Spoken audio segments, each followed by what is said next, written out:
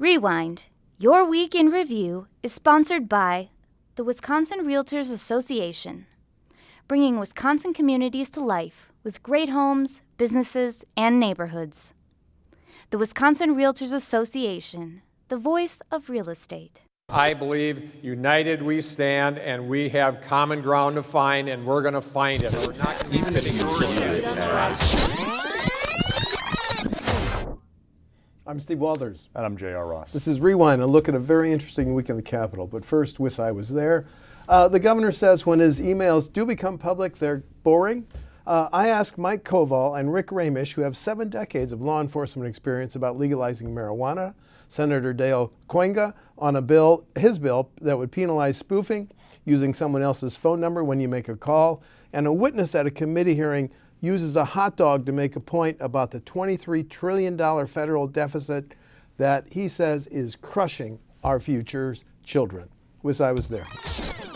I can tell you flat out that when indeed people get my emails, they'll find them so boring. I do not know what the House will do, but if we do get articles of impeachment sent over to the Senate, I will take that oath and follow that oath. The definition of equity is the quality of being fair and impartial.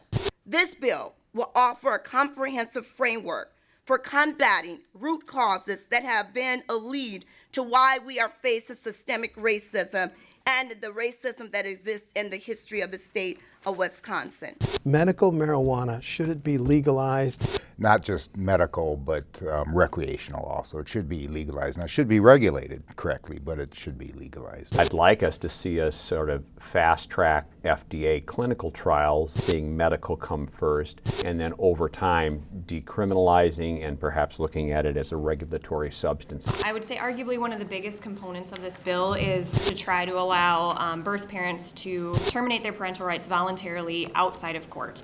And so I want to emphasize that the department supports those efforts. But as the bill's written, that's where we have some opposition. What this bill is doing is it's increasing the penalty for a thing called spoofing. Spoofing is where I'm going to take Dave Craig's number and I'm going to call someone and it shows that I'm Dave Craig. So we're making that illegal, increasing the fine from $100 to $10,000. Unfortunately, elder abuse has become a common theme and problem throughout the state of Wisconsin. Since the year 2001, elder abuse cases have increased by 160%. I got this hot dog at a gas station for $1. A $23 trillion debt is 310,800 hot dogs for every single kid under 18 in America. That's 31,000 pounds of hot dogs each, including vegetarians. Hot dogs aside, if we do nothing, we will crush our kids under the weight of this debt. I'm going to put some context into our first subject. The 2016 election for president, 2.9 million votes cast in Wisconsin. President Trump won by, I looked it up with the Elections Commission, 22,748. By way of background, JR, I want to talk about this lawsuit that was filed last week by WIL, Wisconsin Institute of Law and Liberty, and it follows in October. The Elections Commission found 234,000, which is a lot, given that Trump won by 22,748, whose addresses may have changed. The board had decided that it would not declare these voters ineligible for 12 to 24 months. WIL filed a complaint. The complaint was dismissed. They sued. Now, the court ruling could affect next year's elections, spring primary, spring election, August primary, and November presidential election. That's my way of setting up how important this is. Your turn.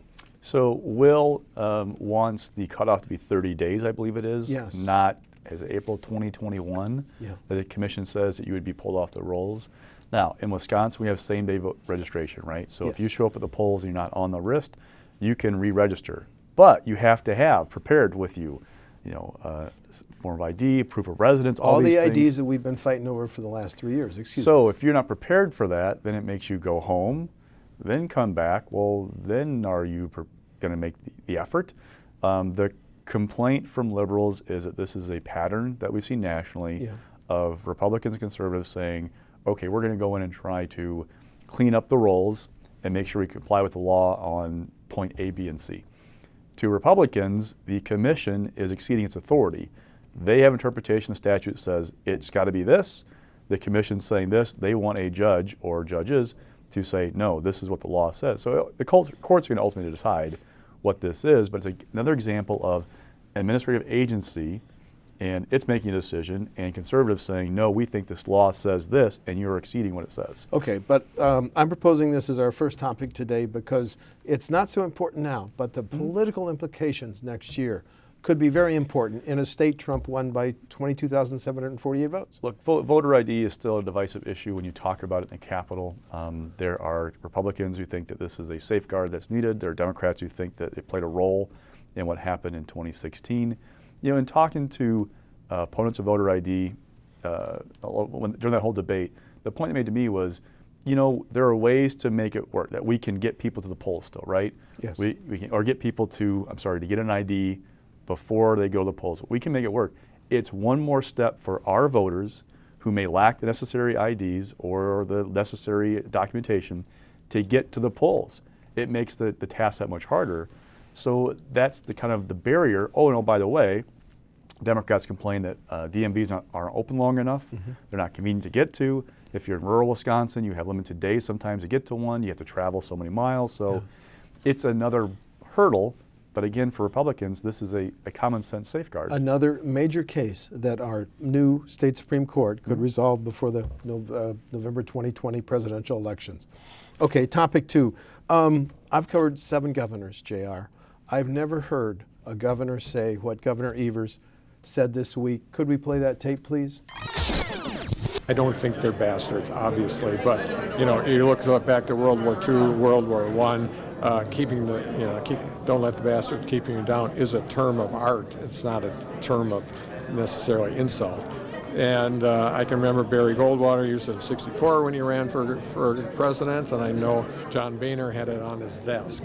So it's not something I just pulled out of thin air. It's a saying. It's a thing. So I don't think they're bastards, but I think they did make a huge mistake in not doing what they did to Brad Pfaff. Some context. The governor also said, look, I'm normally a low-key guy, but the rejection, the firing of my hand-picked Secretary of Ag took me to a new level of anger that he did say stupid, amoral, political assassination, and when he spoke to some DADCAP people, don't let the bastards keep you down. And that's why he was forced to clarify that at a press conference. Now this, of course, you and I saw statements from Senate Majority Leader Steineke and the Senate Majority Leader Fitzgerald. Assembly Majority Leader Steineke and Senate Majority Leader Fitzgerald. These attacks are shockingly disrespectful towards Senate Republicans. It's no wonder Evers hasn't been able to accomplish anything in divided government. Are we making much ado about nothing? I mean, you and I know politicians have gotten angry, but here you have a governor that these remarks have now become public. Something he said in a semi-private arena, right, talking to DATCAP employees. I know governors have used colorful language before. Oh, absolutely. Closed doors.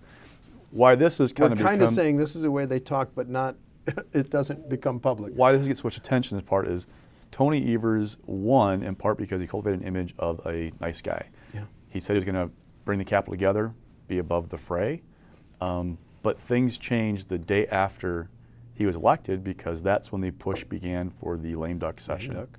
All right. Yes, we've never heard a governor say this in public, but we've also never seen what's transpired in the last 11 months in the Capitol. In talking to people, like let's kind of pull back big picture. There are 2 events that I've seen in the Capitol in my nearly 20 years that really changed the building significantly. One does not deserve to be in the breath with anything else. That's Act 10. Yes. That is an event all on its own. You can't compare it to anything else that's ever happened. That's fair. But in the post-Act 10 world, we saw Governor Walker have the Beer and Brat Summit at the residence. We saw an effort to have at least a veneer of civility, right? The lame duck session in December stripped all of that away. Yep. And it took the place to a different level. Again, it can't be compared to Act 10, but it took it to a new level of hostility. Right. Governor Evers had a euchre night at the residence. One Republican showed up. And with Evers, that image he cultivated, pre-election, it kind of becomes a question, okay, they keep blaming each other. It's your fault this began. No, it's your fault. You did this, you did that. So Evers is unhappy with the lame duck session. Republicans were angry that Evers took the opportunity during a court ruling from a Dane County judge to rescind the appointments of numerous Walker appointees, Yes. including a PSC appointee, former DOA Secretary Al Novak. There are all kinds of like things back and forth. Governor Evers' administration, his office calling Jubilee sexist. You know, I mean, you go on down the line of what's happened, and now we're at this point where Evers is angry and he's letting these words out, and it strips away the image of the nice guy. Okay, and I'm reminded that Senator Fitzgerald a couple weeks ago said it's our job to play goalie and stop bad ideas, and Speaker Voss agreed with that. Did we hit a new low point this week? Oh, we hit a new low like every week, it seems like, in the Capitol. Okay. So, look, and let's be honest. I talked to plenty of people this week who have a hard time swallowing the idea of GOP leaders posing for holy pictures about civility. With the stuff that we've seen in the Capitol, what's going on, there are no innocent babes in these woods of the state Capitol. Thank you for saying that. But with Evers, here's the question he faces, okay? We've looked at the Marquette poll numbers, right? Yeah. He's got great numbers, and people have told me they think it's in part because of the image of the guy who's above the fray, who is going to be nonpartisan. They're worn out by 8 years of Walker and the constant partisan grind. They're looking for something different. Evers has a choice, people tell me. Does he want to go be that guy, the above the fray guy? Does he want to work with Republicans and try and get stuff done? That could mean being the bigger person. We don't see the bigger person in politics anymore. It's all about the winning, not even just the news cycle, but the hour anymore. And it's a constant social media back and forth. Does he want to be above the fray? Or does he want to spend the next 3 years campaigning against Republicans, saying this is a do-nothing legislature, they're not getting anything done you care about, and then spend the whole time doing that? Well, then what do you get accomplished? It's an interesting choice. For him, there's this image of him being this kind of pushover, you know, kind of like quiet guy. So is he trying to look tough, like he's, you know, I'm going to fight back, which excites Democrats. I mean, some of the base, like, yeah, this guy's fighting for us. Yeah. But by doing that, you inflame the Republican base, and you're not getting anything in the middle. So I don't know if he's got a good choice right now. There are people who told me this week, look, this is much ado about nothing. Republicans want to jump onto anything they can to distract from not doing the gun bills, to not getting much done this session, to like denying medical marijuana, expanding Medicaid, everything else. But the governor is the one with the soapbox, and so he's going to get the most attention and the most pushback on stuff like Well, this. okay, and it's important to note that this new coarseness in our political back and forth and discourse follows what we've heard in Washington over the last 3 years. It's just, I mean, but everything you see anymore is about twisting the knife. It just really is, and I don't see anybody in the Capitol, when I've asked people about this, who's going to step back and say, you know what, I'm going to step away from this fray. I'm going to let you hit me 3 or 4 times and not respond. I'm going to try me. It doesn't happen anymore in politics, and I'm not saying at any level it doesn't happen anymore. Yeah, that's a good point. Okay, new subject. Here's an example of the powers of being governor.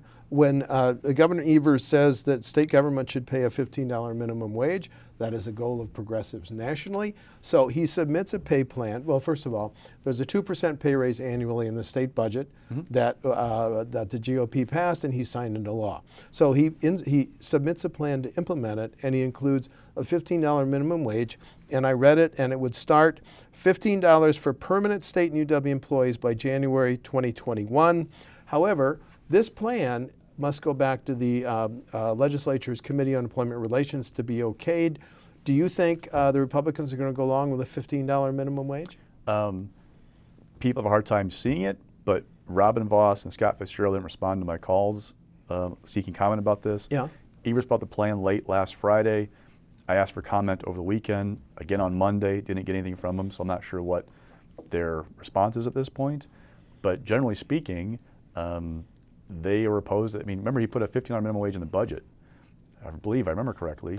He did. He wanted to phase it in. He wanted a study commission to eventually say, let's move it up in annual boosts, and then let's get to 15. So that's a different topic. This is the pay plan versus like for that. But they pulled that out. So I mean, the inclination most people I talk to is this is not something that's going to fly, but they haven't been talking to us about it. Okay, and one other nuance. This was greeted by UW Chancellor Blank by saying this going to $15 will help recruit and retain high-quality employees. But I asked the UW-Madison, how many of your employees, and I looked it up, they have about 21,000. how many of them would actually get a pay raise if we had a $15 minimum wage? 422. So not very many. Symbolism? No, yeah, absolutely. Absolutely some symbolism in that. Okay. All right. Next topic. Wisconsin was a leader nationally in growing hemp, and this bill that is now on its way to the governor, its sponsors say would make us a leader again. It would establish new procedures, and it would get away with a pilot and procedure. I'm sorry, it had been a pilot by the DATCAP, and it would create a safe harbor for growers whose crop exceed THC thresholds. And it would redefine marijuana to exclude hemp. Here's what intrigues me. Lena Taylor says the city of Milwaukee can be a leader in urban ag, and hemp is a key part of the story. Pat Teston, Senator, Republican from central Wisconsin. The Nakusa paper mill that I toured has been repurposed into a hemp drying and storage facility for this harvest season. This crop has a lot of potential. So, okay, we should go, huzzah. Democrats and Republicans have finally agreed on something. They want to, again, make Wisconsin a capital of hemp growing. Your thoughts on this? A couple of things. This bill essentially matches Wisconsin law to the 2018 Farm Bill, federal Farm Bill in some ways. Also, there's provision that there's a lot of big words that I can't pronounce, but if you're basically driving with the psychoactive ingredient of marijuana in your system, you can be charged with driving the influence, right? Right. Well, if you use CBD oil as other products, there is a very small amount of that chemical. It kind of clarifies when you can be charged for that stuff. That was a little bit of a hang-up with the police. They eventually worked out a compromise. They were good with that. But this is another step in the resurgence of the industry in Wisconsin. Yes. Now, don't forget, Governor Evers also wants more positions over at DATCAP to help administer the program. Which we're about to hear about. Yep. Republicans said no. Don't forget, there's also a push for medical marijuana and legalization of marijuana. Those things aren't going to happen. This is the one thing in the hemp family, I guess you could say, that they can agree on at this point. Well, okay, but for the 2 years that Wisconsin has grown hemp under the pilot program, it's been wet, and the two straight years of wet conditions have means we have not been off to a tremendous success. But let's hear the sponsor of the hemp bill in the Assembly, Tony Kurtz, a farmer who admits in this that he does grow hemp, and then Evan Goyke, Democrat from Milwaukee, saying, wait, DATCAP needs more positions. Please. As many of you know, the state of Wisconsin was a leader in the United States on hemp growing. And we're going to be that leader once again with this bill, and this is a great step forward. I grow hemp on my farm. I do it for grain, so I know the benefits that it's going to have not just for CBD, but also for the grain market and also the future potential for the fiber, which is something I think our state, once again, can be a leader in. This is a growth industry. Literally, it's something that's new and taking off, and DATCAP needs positions. They need bodies in the field, literally, to test this crop so that it can actually go to market and farmers can actually make a living growing and selling hemp and hemp products. The co-chair of finance just explained we didn't actually take a vote. Well, we were scheduled to, and then we didn't. Well, not appropriating and not approving that position is as good for now as saying no. It's a no to the farmers now because that position cannot be filled. Now it's time for the job board section of the show. Let's talk about three people who got new jobs. Brad Pfaff, who didn't make it as Ag Commissioner, is now the Director of Business and Rural Development for the Wisconsin Department of Administration. Your thoughts on that appointment? The soft landing we hinted about last week. It was kind of clear that Governor Evers is unhappy about how Brad was treated, why his anger came out. By the way, as a side note, people who know Governor Evers quite well say he's not a saint. Despite his image, he does swear occasionally in private and those kinds of things, but he's unhappy how they treated Brad, and this is a way to kind of make it right, I think, for Brad in some ways in the governor's mind. Okay, and his new pay is going to be fairly comparable to what he was getting as Ag Secretary. Rebecca Kleefisch, former Lieutenant Governor for 8 years, then went to Washington for to be the Executive Director of the Women's Suffrage Centennial Commission. A few weeks ago said, I'm coming back to Wisconsin. New job. What is Jobs Ambassador for Associated Builders and Contractors, JR? Not quite sure what that all is going to entail. However, she, in the Walker administration, part of her job is to go around the state and kind of promote economic development. She's going to run for governor in 2022. Barring something unforeseen, she is queued up to run in 2022 for governor, and I don't think it's going to hurt her in any way seeking that position. So this will put her in a position to go around the state, keep making the contacts, and no doubt in your mind she's laying the groundwork to run in 20. No doubt whatsoever. No doubt. Former Congressman Sean Duffy, he had been on CNN, and you've been talking about how he's getting his comments have been getting some pushback. He's going to become a K Street and Washington lobbyist, now a senior counsel for BGR Group. Thoughts on that? Yeah, so Kleefisch, I mean, like Kleefisch, things could always change. I mean, she could always decide I'm not going to run. For Duffy, this may be that he's making a decision now. And why I say that is, in being on CNN, there was a wonder, well, maybe he's going to become more of a conservative media personality, you know? Becoming a lobbyist is a whole different ballgame. Yeah. So people don't like lobbyists that much. Now, I like lobbyists because they're good sources, but a lot of the general public don't like lobbyists running for public office. Under House rules, he can't lobby his House colleagues for a year. He can lobby the Trump administration, though, right away, I believe. And when he announced his resignation back in August for September 23rd, I think it was, the two questions that came up were, okay, what's he going to do that's going to pay him as well as Congress with as good a health plan? And then what's this all mean for 2022? Because he's mentioned as a statewide candidate in 2022. So the first question we got answered, right? He's making money on CNN, which he can just hop in the car in Wausau, drive on the road to the local TV station, do a quick hit with the network, fly out to DC in the weekend, do a panel discussion. I mean, that's not a bad gig. Lobbying, though, now he's going to be in DC more often. So critics say, hey, wait a second, I thought this guy had to be at home with his 9th child who's got some health challenges. Yes. So what's this all about? But he's definitely doing well, I'm going to guess, compared to being in Congress. So that's checked off. But now the 2022 question is still out there. So what's this mean? It may be, like I said, he's walking away from a future in politics, because it's hard sometimes to transition from lobbyist to candidate, especially with what you lobby on or what you're lobbying for. Is he going to lobby for big banks? What's it going to be? Well, yeah, because he had served on the subcommittee on financial services. I mean, I get the title right. Yeah. And as senior counsel for BGR Group, I think the press release said he's going to continue to focus on some of these issues.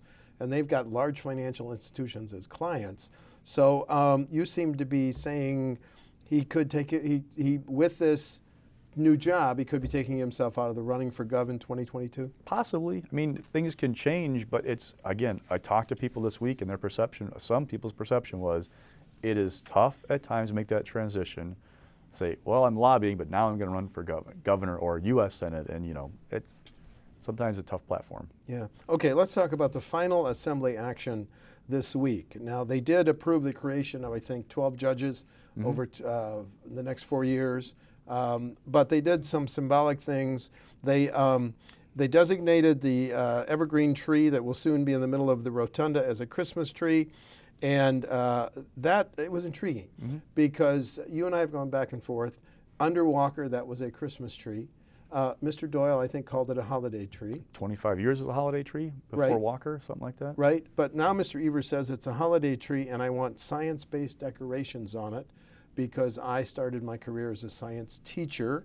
And then Representative Paul Tittle, who we'll hear from in a minute, sponsored a resolution designating Thanksgiving week, November 25 through 29, as National Bible Week, drawing the objection of the Freedom from Religion Foundation, which said that's highly inappropriate. What a way to end an assembly session for the last session day of the year, JR. Now remember, Evers announced a week ago that he's calling it the holiday tree. Yes. Didn't say, oh, by the way, I'm changing it. And I want Walker science called. decorations on it. But he just basically put that out, and noticed that, tweeted out that, hey, this is what he's calling it, this is what Walker called it. People noticed that, started getting some attention. From Friday to Monday, Scott Krug, a Republican from Nakusa, had a resolution to call it a Christmas tree. They pulled it to the floor on Tuesday and voted out, even though the Senate will be back to take it up before Christmas. So at earliest, they would take it up, it'd be early next year. But I asked people, like, well, what's the point of doing this? And one answer I got was, look, this is one of those 80% issues back home that people in the grocery store top you and go, why is that Evers calling it a holiday tree? What is that all about, right? Two, there's a suspicion among some that the entire purpose of the next couple months is going to be for Robin Vos to get Democrats on record on some difficult votes. Okay. Note that on that resolution, Steve Doyle from Onalaska and Robin Vining from Wauwatosa, two Democrats who are targets for next fall, Right. voted for the resolution. That did not go unnoticed by some people that, look, you know, it's not going to be about the majority control next year, right? Barring the bottom dropping out for President Trump in ways that we can't foresee right now, it's just not going to happen. The question next fall in the Assembly is, and the Senate too, can Republicans get to a 2/3 majority, then have the path to override anything that Governor Evers does, right? To do that, you got to pick up 3 seats in the Assembly. The obvious ones are Robin Vining, who won a seat. Tosa, that It was Walker's old seat. Walker won that district last fall, and Robin Vining did. Steve Doyle in Onalaska. He is a guy who defies gravity. It's a Republican-leaning seat, and he holds it because he's so well known and so well liked. But then where do you go? The map is pretty Democratic. I mean, the seats left are pretty Democratic because Republicans drew a great map for themselves. The Democrats called them gerrymandered. But they've also maximized their performance on this for the most part. So where else do you go? Well, you look up north. Nick Milroy up in northern Wisconsin, Beth Myers up in northern Wisconsin. Trump did fairly well in those. He won Milroy's by 11 votes. He won Myers by 3 percentage points. He had the biggest margin in the 7th Congressional District, that North Woods area that you were just talking about. Now, Milroy's unopposed last fall. Beth Myers won like 55 or 56% of the vote last fall. But with Trump on the ballot, is there a chance to pick off one of those two? Because if you can sweep Vining, Doyle up there, you get to 66. If you hold everybody. Right. That's a flip side because Donald Trump's damaging the brand in suburban Milwaukee. So like, I just get the impression that you got to watch for some tough votes coming up. And I don't mean he's going to win or lose based on a Christmas tree resolution. No, okay? but it's all part of a pattern here. But just watch for that. I didn't know that Vining and Doyle voted for okay, but anyway, we have to move on. We're almost out of time. Rising, stock picks. So look, 2 months ago, all we talked about was how crowded the field could be for the 5th Congressional District, right? Yep. Long-time Congressman Jim Sensenbrenner is retiring, very Republican seat. Everybody's going to run. Right now, Fitzgerald's the only one left. What about Mark Newman's son? He hasn't said yet. So right now he's there's the only one that we don't know about. There's one Republican who's running for one of those Republican seats in the Wisconsin congressional delegation. Senate That's Majority Leader Scott Fitzgerald. Chris Capping this week said he's not going to run. He'd been laying the foundation to it. I had sources telling me he was calling people about trying to build a campaign. He decided after going to Washington, D.C. and meeting with people that his leadership could be better used elsewhere. But his statement said he's not ruling out a run for governor in 2022. So focusing on the now. Look, Fitzgerald, number one, he'd been looking at this for a long time. He was quick out of the gate, quick to embrace Donald Trump, quick to start doing. He seized the moment. 2, everybody else had a personal reason for not running. Like Paul Farrell, Waukesha County executive, he thought about it. He wants to run for governor someday. That's a perception. Governor Walker's son considered it. Out. He doesn't want it as much as Dad does. That was the perception about that one, right? Yep. Leah Vukmir thought about it, but she's in the private sector now, making a decent living, and gets to be with her family, not being a fishbowl of a campaign. Kevin Nicholson thought about it, ran for U.S. Senate 2018. Also out. Wants to run statewide someday, and oh, by the way, he did very poorly in southeastern Wisconsin, that U.S. Senate primary. So I mean, everybody had a reason. So Fitz has done a good job. Everybody had a reason. And oh, by the way, with like Cappinga, if Fitzgerald loses this primary, he's still a majority leader in the Senate, right? So if you're a lobbyist or somebody who's got, things you want to get done in Wisconsin, you still have to deal with them. If Capping loses his primary, okay, he's a rank and file member, so it's not as much of a tough, difficult choice for you. Okay, I understand. Okay, we got a minute and a half. Mixed. So tax rate, this is an annual thing that the Wisconsin Policy Forum and its predecessor did where they crunch census numbers, say, okay, this is how much of your income is going to state and local taxes. We therefore rank here. We were top 10 for years. We moved out of that originally under Jim Doyle in the Republican legislature, dipped back in the top 10, and when Dems had full control, and then gradually coming back out, we've hit like a plateau. We had about 10.3% of personal income goes to state and local taxes in 2017. It's a 2-year lag. That's up slightly, but we're also dropping on the list of most taxed states because others are moving around. But right now we're kind of like in this 10.2, 10.3, 10.4. Which makes us 19th? 19th right now. We're number 19th. Couldn't we were be prouder. 22nd in 2015. Okay. And why I bring this up is it's often a measure of like, okay, where are we at in terms of other states? And what you got to look at going forward is, one, yes, there are more tax cuts that came in that we fully phased in from Walker and Republicans when they controlled the last year, the 2018. Governor Evers signed a new tax cut in 2019, but there are also school referendums that impact like how much the tax burden there is. Income growth impacts it. There are all kinds of factors, but it's just a measure of where we're at. You're trying to out-wonk me. That's pretty impressive. Okay, you got 50 seconds on falling. Look, two things happened this week. Governor Evers is picking a fight with the media about open records. This Milwaukee TV station, Fox 6, asked for originally 4 weeks of emails between him and Maggie Gao, Chief of Staff. Then went down to one single day, and they said no because it didn't mention a topic. Evers says, well, my email's pretty boring anyway. I said maybe one a day, so that's not going to be a problem. Staff says, no, you're not getting it anyway. It kind of boggles people's minds, like, why pick that fight? Well, he campaigned on open and transparency. So Right. now, Okay. there are reasons maybe they don't want to allow open and fishing expeditions, but still odd. And then Lafayette County had this resolution about basically prosecuting journalists who take a press release about these water results about studies water quality. and don't print the entire thing, but like selectively report what they want to. Yeah. Didn't really go anywhere, but there's a lot of attention about that going to southwestern Wisconsin and what that means. Okay, just real quickly on next week, the three Supreme Court candidates in April, will be having their first forum.